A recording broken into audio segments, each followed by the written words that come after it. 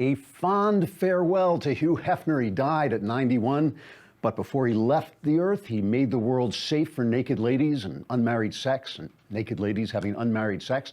The world he leaves behind is awash in porn and illegitimacy, but do we really want to reverse the sexual revolution? And could we, even if we did want to? Plus, tax reform is on the table, and the GOP tries to get its head around Roy Moore. And the lovely and talented and also lovely Candace Owens is with us to discuss her video blog, Red Pill Black. But first, it's time for some really stupid news. This is news with up to 27% more stupidity goodness than the stupid news that's just the news.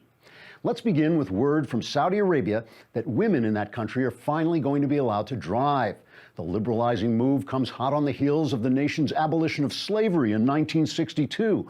The royal decree placing women behind the wheel was issued in spite of one Muslim cleric's pronouncement that the ban on women drivers should remain intact because, and I'm not making this up, he really said it, women's brains shrink to a quarter the size whenever they go shopping.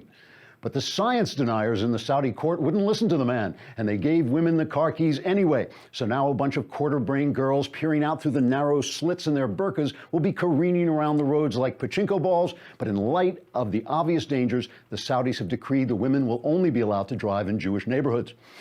Then there's a story torn from the pages of social media, which has no pages because it's social media. Twitter announced that it will now double the number of characters that will be allowed in each tweet from 140 to 280.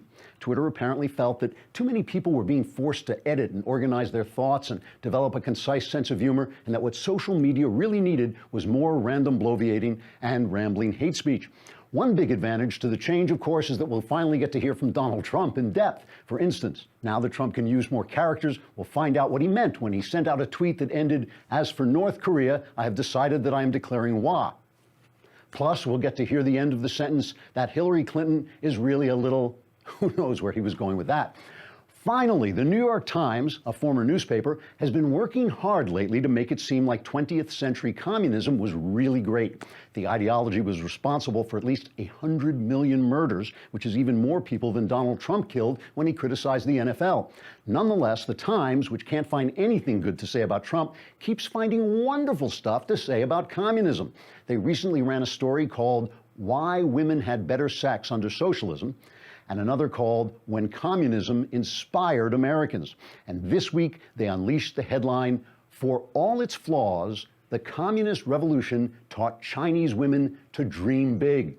Its flaws, of course, included mass murder, forced starvations, and torture and imprisonment for dissent. The big dreams of women were to get the hell out of there and come to America so they could wrap fish in the New York Times.